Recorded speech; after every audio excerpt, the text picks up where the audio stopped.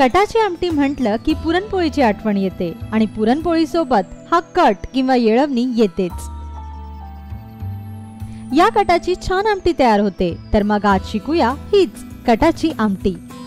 कटाची आमटी बनवण्यासाठी आपल्याला लागेल कट म्हणजे डाळीचे शिजलेलं पाणी, 1 कांदा, 7 ते 8 लसणाच्या पाकळ्या, सुक्या खोबऱ्याचे 5 ते 6 लहान काप, 2 टीस्पून लाल तिखट, चवीपुरतं मीठ आणि फोडणीसाठी तेल।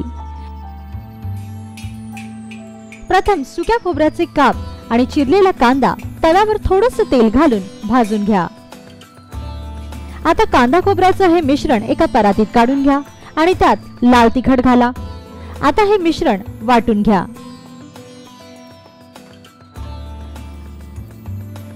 एका भांड्यात आता तेल तापवायला ठेवा, त्यात लसूण घाला।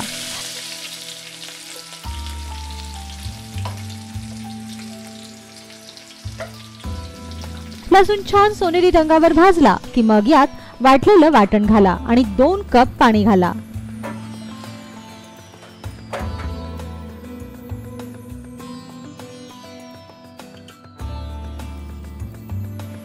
पाण्याला उकळी फुटली की मग यात कट किंवा येळवणी घाला।